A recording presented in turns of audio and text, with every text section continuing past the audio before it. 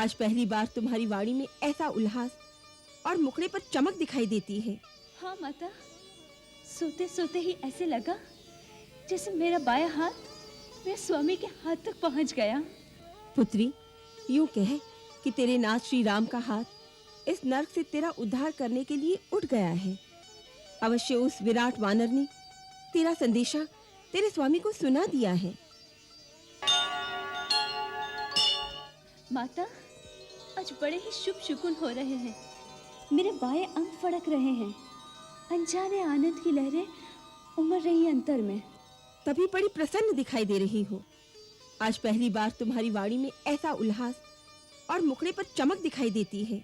हाँ माता, सोते सोते ही ऐसे लगा जैसे मेरा बायां हाथ मेरे स्वामी के हाथ तक पहुंच गया।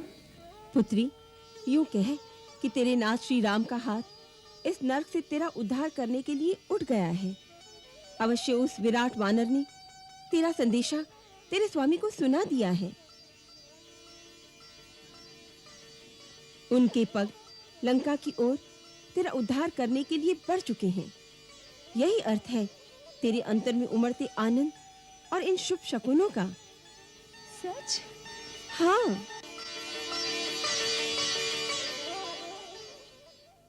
हर पल सीता सोचती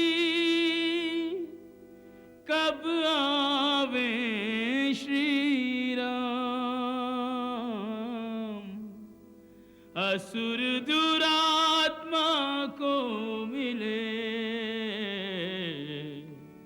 करनी को परिणाम।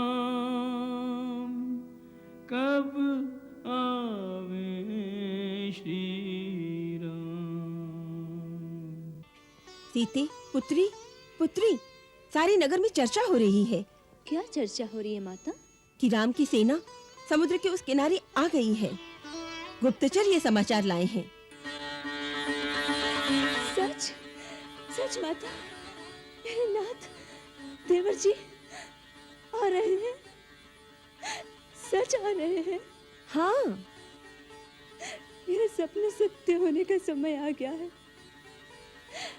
हे अम्बे, हे गौरी माता, तुम्ही ने मेरे सपने सत्य किया था, तुम्ही मेरे सपने सत्य करोगी।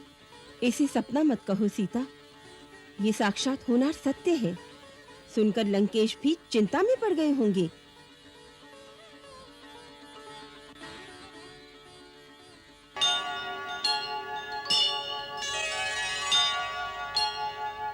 पैर छूकर प्रार्थना नहीं, दशानन का गर्व से उठा शीश शत्रुओं के चरणों में झुकाने का षड्यंत्र कर रहा है। घर का भेद बताने वाले तू बाल्यकाल से ही हमारा विरोधी रहा है। सारी लंका में अकेला तू ही अपनी ढाई चावल की खिचड़ी सदा अलग पकाता चला रहा है। हमें नीति और धर्म सिखाने चला है। जा कुलांगार, घर के भेदी उन वनवासियों को जाकर नीति सिखा जिन पर तेरी घनी प्रीति रही है। जा।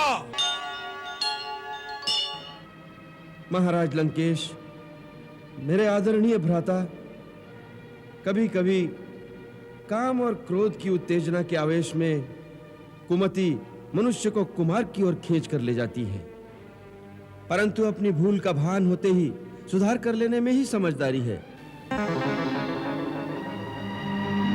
हे दशानन, आप मद में चूर होकर एक पर नारी को यमपाश के समान अपने गले में बांध कर ले आए हो।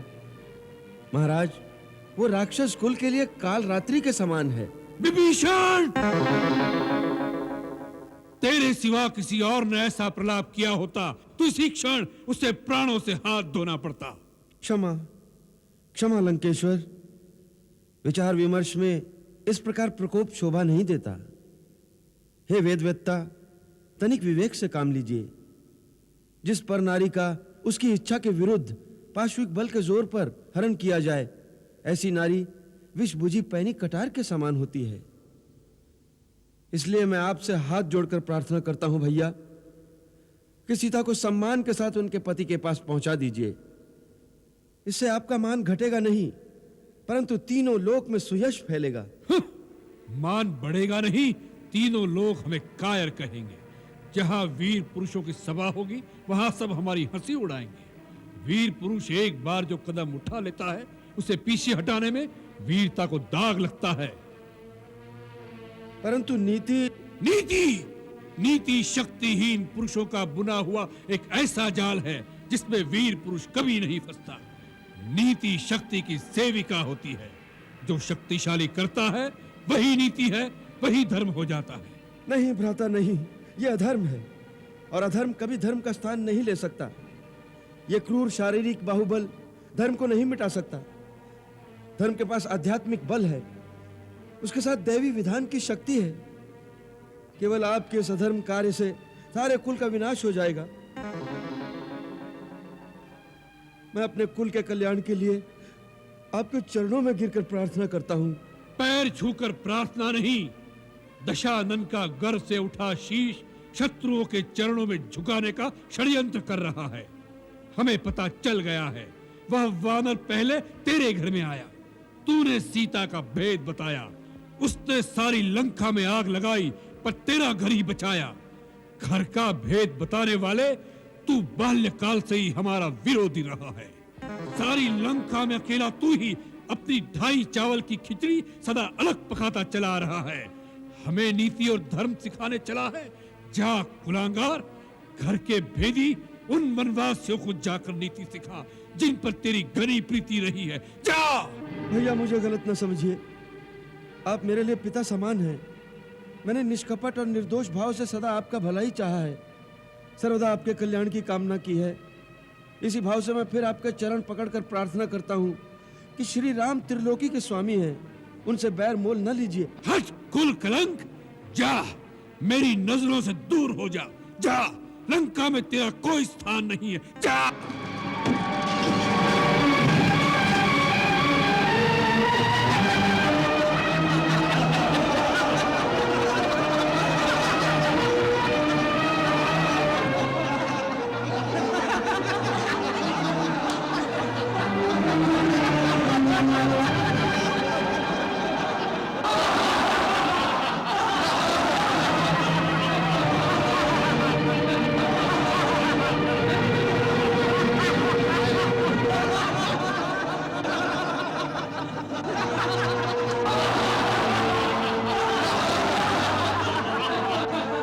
मुझ पर हंसने वालों, मुझे तुम पर दया आती है।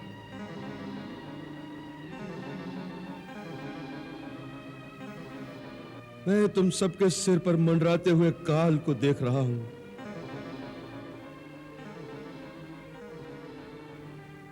शास्त्रों में लिखा है, विनाश काले विपरीत बुद्धि। अपने विनाश की ओर जाते हुए प्राणी को यदि भगवान भी कल्याण की बात समझाने आए तो अपने अहंकार के मद में डूबे उस अंधे प्राणी को भगवान भी पागल दिखाई देता है और अपनी दुर्बुद्धि को ही सर्वश्रेष्ठ मानकर आप लोगों की भांति हंसता हंसता अपने विनाश के गर्त में डूबता चला जाता है।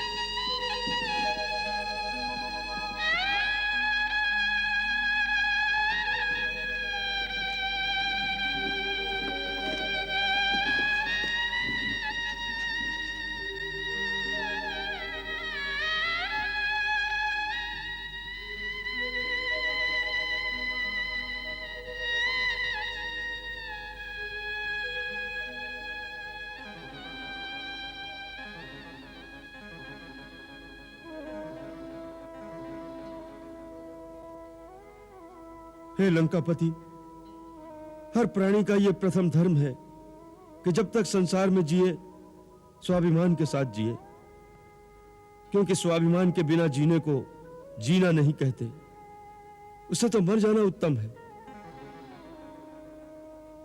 दूसरी ओर नीति के अनुसार भरी सभा में किसी सम्मानित व्यक्ति को अपमानित करना उसे मृत्युदंड देने के बराबर है। अर्थात आज से हर प्रकार से मैं आपके लिए मर गया।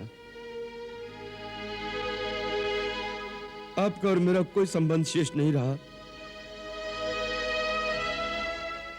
अतः आपकी आज्ञा अनुसार मैं आज ही लंका छोड़कर कहीं और चला जाता हूं। जाते हुए भगवान से एक ही प्रार्थना करता हूं कि वो आपको सद्बुद्धि दे।